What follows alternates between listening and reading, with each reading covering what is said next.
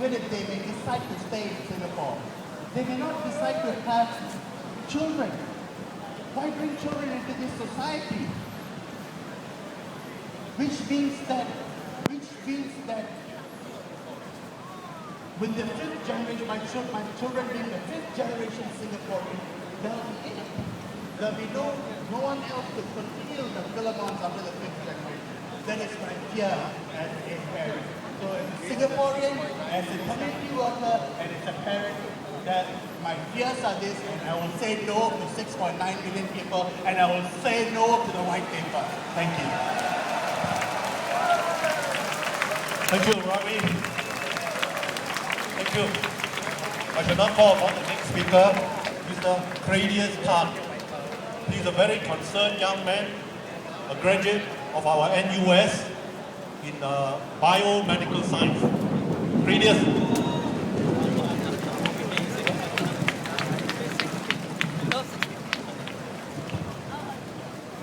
Thank you, Mr. Guan. Just to clarify, I'm not from the US. I'm actually from MDIS. Firstly, I would like to thank Mr. Gilbert Goh for giving me the opportunity to stand up here and speak to all of you all. I'll speak louder, I'll try.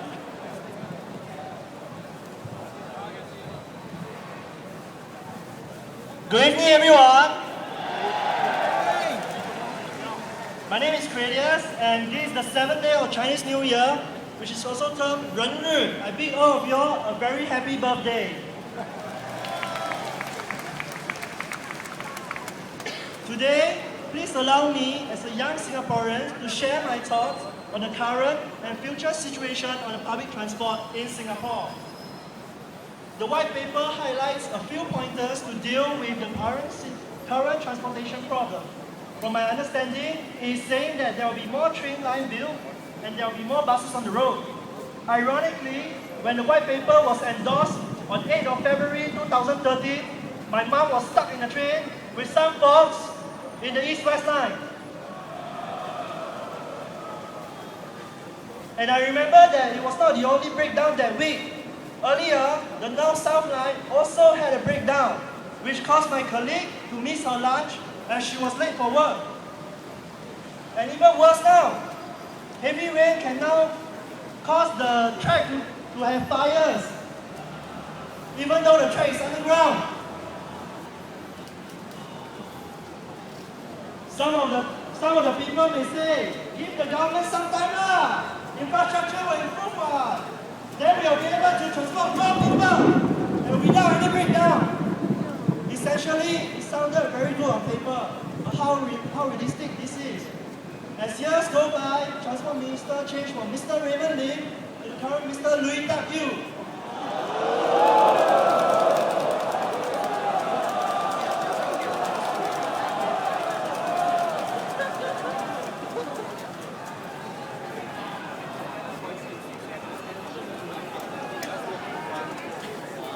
Just by the response, I think you all have the answer as to whether the right transport situation has improved or not, with just 5.3 million heads today. Personally, I as a young Singaporean, I have to walk up a bus stop or two, just so I can get into the crowded bus at peak hours. And due to the infrequent timing of the buses, ridiculously, some intervals such as 30 minutes during peak hours, missing or failing to board these buses, will result in tardiness, which may cause some of us here, or otherwise, penalized at work. So far, to my understanding at least, it has certainly not improved, and clearly not improving fast enough.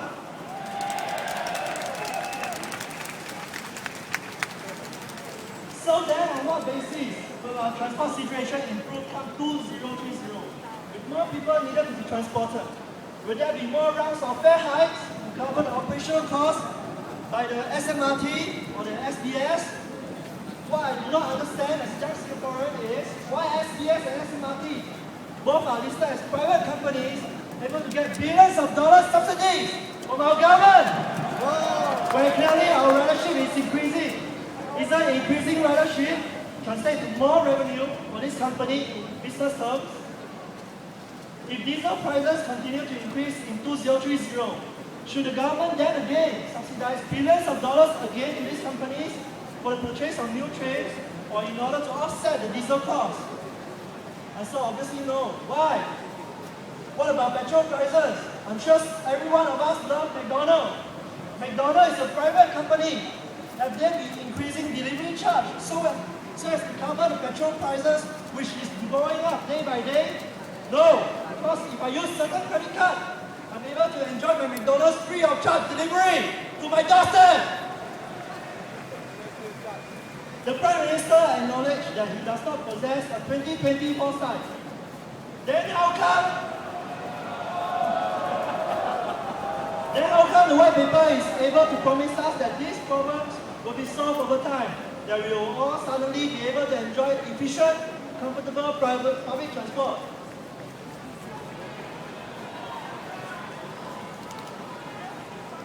Because logically, with about 800 more buses on the road, cars is going to see lesser room for them. There's going to be more congestion otherwise, and because the car will be increasing, owned by Singaporeans or otherwise who prefer their own mode of transportation. What will be the solution then to this road congestion? Number one, would there be more ERP entries? Or number two, would there be further increase in road tax? Or perhaps number three, a record-breaking COE?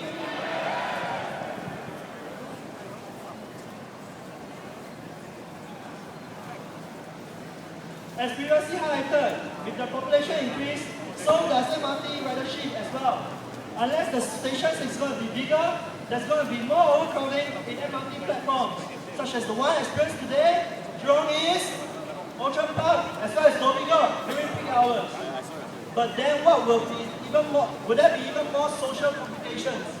Will families have no cramped space for their newborn on this transportation if they want to go shopping? Will shopping malls be so crowded by human traffic that we cannot move even when we want to shop? Or will we see an even further increase in outrage modesty cases? What will happen in this crowded situation if you are elderly or pregnant? Will help be able to get you in time should you ever require it? In conclusion, the white paper endorsement, where 77 of our MPs out of 96 voted in favour of the white paper proposal. This is and should be the representation of what Singaporeans want. But, as highlighted in the white paper, Singaporeans form the core of our society and the heart of our nation. In this case, has any of the 77 MP won the ground? Ask the people in their constitution. Ask the people in their constitution what they think of the white paper. Has any of the 77 MP asked the heart of our nation, the core of our society, the people's opinion?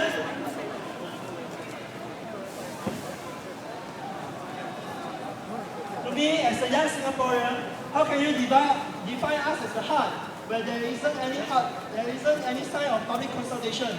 There seems to be no need for a poll the audience, where in this case the audience are the very people the white paper proposal came to help, whose life came to improve and to provide for the better future. So who exactly is, or what is the white paper drafted for?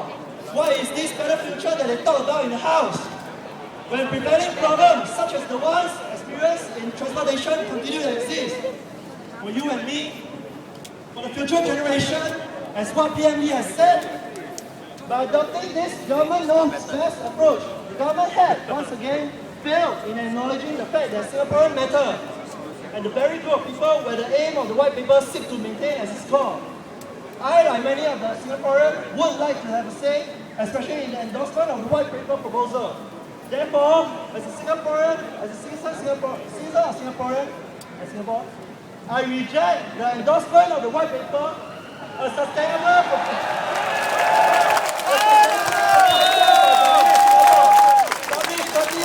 January 2030, even though he has been endorsed by the 77 MP in the Parliament. Whoa! Down with the white paper!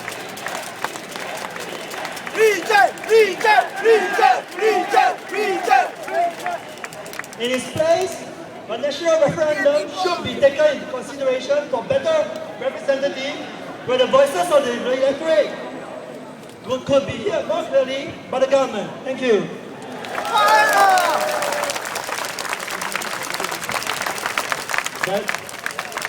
That is a very concerned and loyal Singaporean. I shall now call upon our next speaker, Mr. Leong Si Hian, who is a private finance consultant. He has come to speak for us today.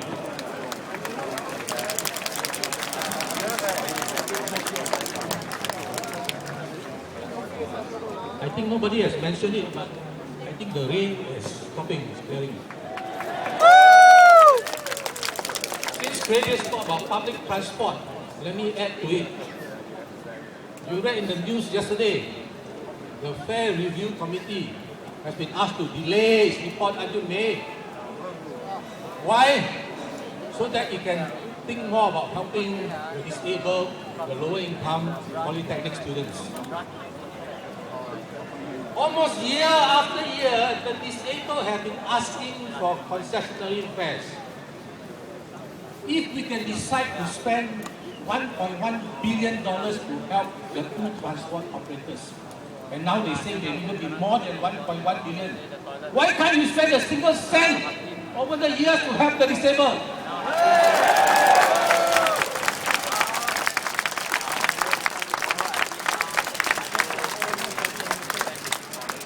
Find me another country in the world that increased transport fares 9 times in the last 12 years. 9 years out of 12 years. If you want to count the change to distance fares as an increase or a decrease, which is arguable, then maybe it's 10 times and not 9 times. Singapore is in a state of denial. Singapore is in a state of denial because we ignore the stark reality of the statistics. We ignore how bad things are. We keep talking as if everything is fine, everything is rosy. What has not worked in the past is not working somehow by magic will work in the future. Let me give you some examples. In the population white paper, in the debate, it was said something along the lines that if we don't grow GDP, the lowest income, the 20% percentile of workers by income, will suffer a negative real wage increase. We went on to show you figures to show you that the lowest 20% actually had real wage increase. Listen to this. In the last 10 years, 20th percentile wages, real increase of 0.1% per annum. After 10 years, 1% increase. Imagine you earn $1,000 10 years ago, you are a low income worker. Every year you got a $1 real income increase. After 10 years, you have $10. And we can talk and debate the population white people and say, hey, this is statistic to show you that even the lower income had an increase in real income. We are in denial.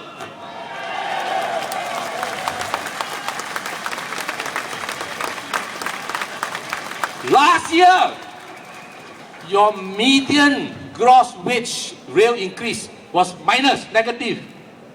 The previous year, 2011, it was negative. 2010 increased a miserable 0.5%. 2009 minus, 2008 minus. 5 years median real income growth. 5 years, 4 years negative. And we keep talking about the population white paper as if all this pro-growth, all this open door labor policy will continue to give the stark statistics that I described to you for Singaporeans. Will your life get better like this?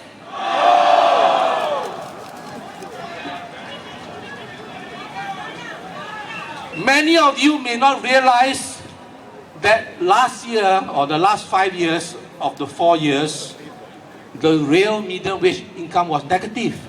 Because when you read the headlines, when you see the narrative in the labor reports, they all say you had real income growth. You know why? Because in the past, they only show you the wage data excluding employer CPF contribution. In recent years, now they have two sets of numbers. Now they have a number called including employer CPF contribution. So if you don't know, it's because of this new definition. You know, we are in denial. We ignore the bad statistics. We only focus on the ones that look good. We used to talk about the median income of all workers. All workers means full-time and part-time. Now you see the narrative, you see the headlines, they always talk about wages of full-time workers only. Let me explain to you how by magic you can make everybody earn more money. You want to learn? A few years ago, they changed the definition of a part-time worker in Singapore. It used to be that if you work 30 hours or less, you are part-time. Then they changed it. You work 35 hours or less, you are part-time. So overnight, by the stroke of a pen, everybody earn more money. You know why? All the part-timers, all of a sudden had all these people earning from over 30 to 35 become part-time. So part-time all earn more money, right? Then the full-timers, all those who earn work 35 to 31 become part-timer. So the remaining full-timer also earn more money. We are in a state of denial. We have to look at the real statistics. The latest labor vacancies report says there are 56,400 jobs that nobody wants. Yeah, right. The record year after year, Singaporeans are so fussy, you got so many jobs, nobody wants. Let's examine the statistics more closely. Which category of workers has the largest number of vacancies? Toilet cleaner? No lah. It is service and sales workers. More than 10,000 vacancies, service and sales workers. So are these jobs that Singaporeans don't want? It's very strange because when you look at the unemployment rate figures, which category of jobs had the highest unemployment rate? The same category, service and sales workers. How can the category with the highest unemployment rate also have the most jobs that nobody wants? I tell you why I think it's like this, okay? The reason why you have this strange phenomena is because the Singaporeans who used to work as service and sales workers, when they lose their jobs, they cannot find a similar job that will pay them enough or the same hours of work to enable them to make ends meet. And that's why you are unable to find a job when they lose their job.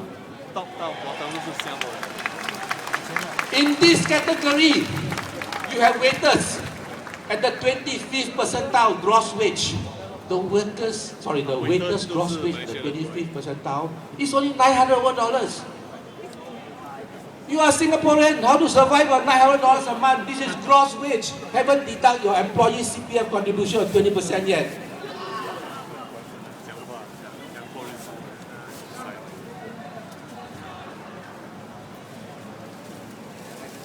So far, I talk about wages. Yeah, some people have wage increase, but maybe it's because they are working longest hours. Which country work the longest hours a week in the world? Singapore! 3 out of 10 older workers work more than 48 hours a week. You know, you look at some of the lower income jobs. You look at the statistics, no, it pains your heart. You know why?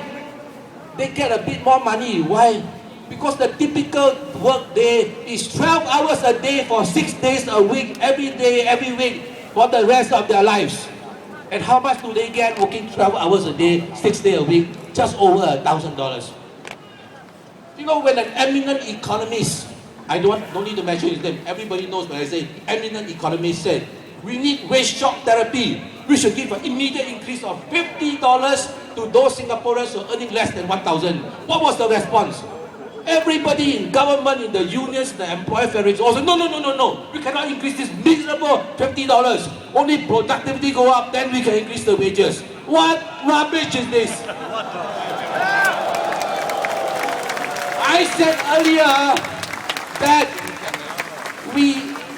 ignore the stark reality. We assume that, oh, everything has not worked in the past, it will work. Productivity, all the enhancement scheme, all the money, all the scheme never work because productivity is not going up. So if you have to wait for productive to grow up to get a wage increase in a lower income, you die out.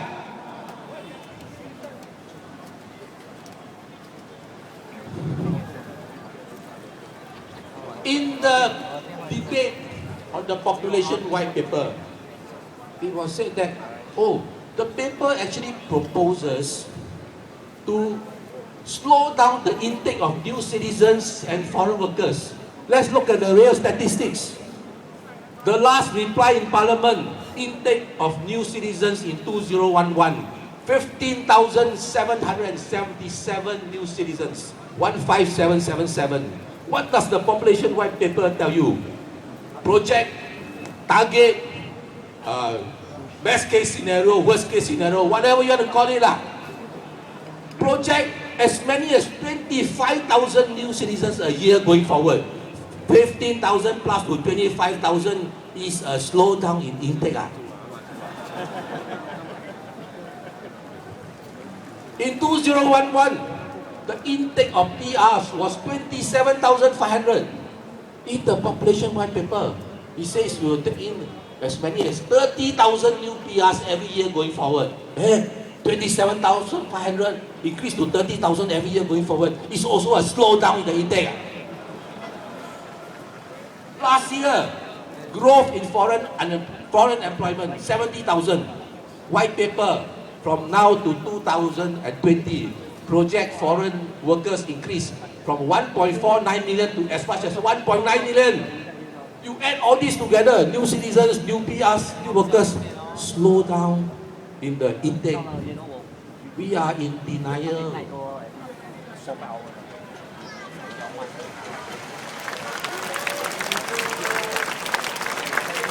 Mr. Tan says my time is up, so I shall end by telling you that the very basis of the population white paper is flawed, because it says the population is aging, people are not producing babies, that's why we need immigration. You know what's the problem? In the developed countries, they have this problem. Why?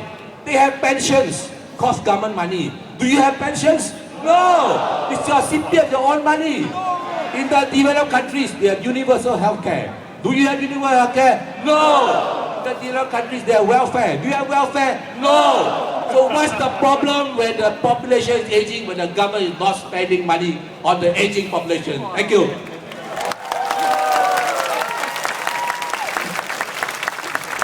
Well,